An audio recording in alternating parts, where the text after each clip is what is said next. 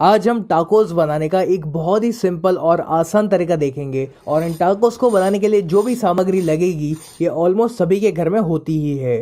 तो पहले इन टाकोस को बनाने के लिए हम इसका डो रेडी करेंगे और इस डो को बनाने के लिए मैंने लिया है 1 कप मैदा यानी कि ऑल पर्पस फ्लावर। इसी के साथ मैं इसमें ऐड कर रहा हूँ 1 कप गेहूं का आटा यानी कि व्हीट फ्लावर। आप चाहो तो इन टाकोस को सिर्फ और सिर्फ मैदा से भी बना सकते हो या फिर अगर आप इसको हेल्दी तरीके से बनाना चाहते हो तो आप सिर्फ गेहूं के आटे का इस्तेमाल करोगे तो भी चलेगा। अब इसी में हमें ऐड करना है नमक। तो मैंने तकरीबन 1 बड़ी चम्मच नमक का इस्तेमाल किया हुआ है। आप अपने टेस्ट के अकॉर्डिंग नमक की मात्रा कम या ज़्यादा कर सकते हो।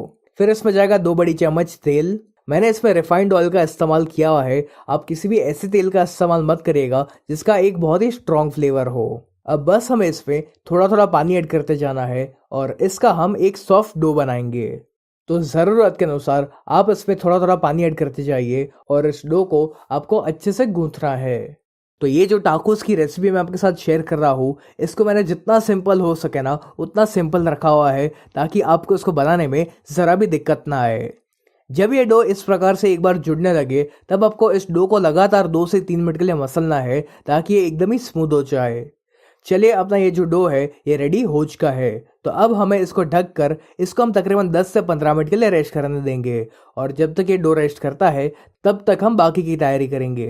तो अब एक पैन में आपको लेना है 2 से 3 बड़ी चम्मच तेल और तेल जब अच्छे से गर्म हो जाए उसके बाद हमें इसमें ऐड करना है एक प्याज और इस प्याज को मैंने लंबा लंबा कट कर लिया था। अब इस प्याज को हमें तब तक फ्राई करना है जब तक ये थोड़ा सा ब्राउन नहीं हो जाता। आप चाहो तो इसमें इस समय पर बिल्कुल थोड़ा सा नमक डाल सकते हो ताकि जो प्याज है ये फटाफट से ब्राउन हो जाए। इस तरह से प्याज को फ्राई करने से इसका जो फ्लेवर है ना वो और बेहतर हो जाता है। चलिए अब ये जो प्याज है ये ब्राउन हो चुका है तो अब हम क्या करेंगे कि इस पैन में से इस प्याज को बाहर निकाल लेंगे और जो एक्स्ट्रा ऑयल बचा हुआ है उसको आप साइड पर निकाल लीजिए या फिर इसी पैन में आप रख सकते हो क्योंकि वैसे भी हमें थोड़ी देर के बाद इसमें रोटी वगैरह सेकनी है। अब आपको लेने हैं 4 से 5 उबले हुए आलू और इन आलूओं को हमें पहले ग्रेट करना है। आलू को हम ग्रेट इसलिए कर रहे हैं ताकि इसमें आलू के कोई भी बड़े बड़े टुकड़े ना रह जाए। चलिए मैंने सभी आलूओं को ग्रेट कर लिया है। तो अब जो प्याज को हमने फ्राई करके रखा हुआ था वो हमें इसमें ऐड करना है। अब इसी के साथ मैं इसमें ऐड कर रहा हूँ 1 बड़ी चम्मच चिली फ्लेक्स। यदि आपके पास चिली फ्लेक्स ना हो तो आप लाल मिर्च पाउडर का इस्तेमाल कर सकते हो या फिर यदि आपको चिली फ्लेक्स घर पर बनानी है तो आप थोड़ी सी सूखी लाल मिर्च लीजिए और उनको मिक्सी में डाल के ग्राइंड कर लीजिए और आपकी जो चिली फ्लेक्स है वो रेडी हो जाएगी। चिली फ्लेक्स की मात्रा कितनी रखनी है ये आप अपने पसंद अनुसार कम या ज़्यादा कर सकते हो। अब इसी के साथ मैं इसमें ऐड कर रहा हूँ आधा छोटी चम्मच काले मिर्च पाउडर यानी कि ब्लैक पेपर पाउडर।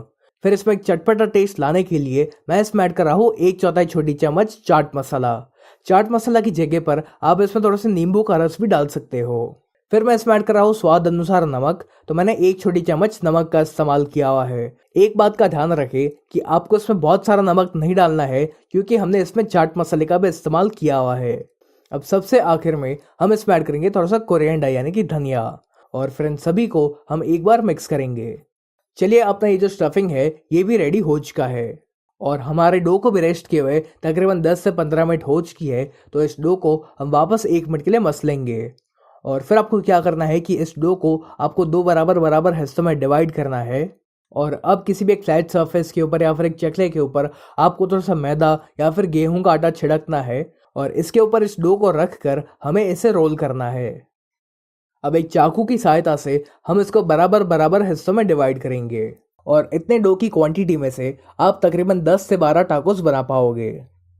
अब इस डो को हाथों में रखकर आपको इसको एक गोल शेप देना है और फिर एक चकले के ऊपर आपको वापस थोड़ा सा मैदा या फिर गेहूं का आटा छिड़कना है और इसके ऊपर हम इस बॉल को रखेंगे और इसको हमें इस मैदा या फिर गेहूं के आटे में अच्छे से डस्ट करना है। फिर एक बेलन की सहायता से हम इसको बेलेंगे लेकिन ध्यान रहे कि आपको इसको ना ही बहुत ज़्यादा मोटा बेलना है और ना ही बहुत ज़्यादा पतला बेलना है। तो जैसे कि आप देख रहे हो कि इसको मैंने बेल लिया है और इसकी थिकनेस मैंने इतनी रखी हुई है और ठीक इसी प्रकार से आपको बाकी सारी रोटी को भी बनाकर रेडी करना है। जब सारी रोटी बनकर रेडी हो जाए तब हम उनको सेकेंगे। तो इनको सेकने के लिए आप तवा को एक बार अच्छे से गर्म कर लीजिए और फिर आपको इन रोटियों को हाई फ्लेम पर ही सेकना है। अभी फिलहाल आपको इस रोटी को पूरी तरीके से नहीं सेकना है, इनको बस हम कच्चा पक्का सेकेंगे क्योंकि इन रोटी को हम दूसरी बार भी सेकने वाले हैं।